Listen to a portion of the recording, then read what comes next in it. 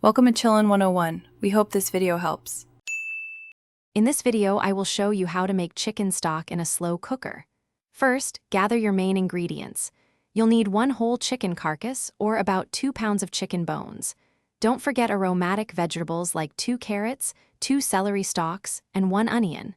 A few sprigs of fresh parsley and a bay leaf will add depth. Finally, have 10 to 12 cups of cold water ready to cover everything. Now, let's get everything ready for the slow cooker. Start by roughly chopping your vegetables into large, 2-inch pieces. This helps release their flavors slowly. Carefully place all the chicken bones and chopped vegetables into your slow cooker pot. Then, add your fresh herbs and about 1 teaspoon of whole black peppercorns. Finally, pour in 10 to 12 cups of cold water, making sure all ingredients are fully submerged. This is where the magic happens. Set your slow cooker to the low setting. This gentle heat is perfect for extracting all the wonderful flavors. Let it cook for a minimum of 8 hours, and you can even go up to 24 hours for a richer stock.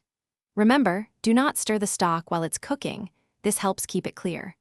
The long, slow simmer ensures maximum flavor and nutrient extraction. Once your stock has finished cooking, it's time for the final steps.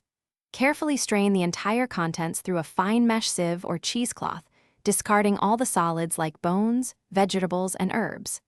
Let the rich, golden liquid cool completely before transferring it to your chosen storage containers.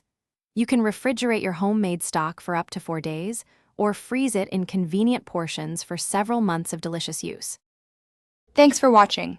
Consider subscribing if we helped you.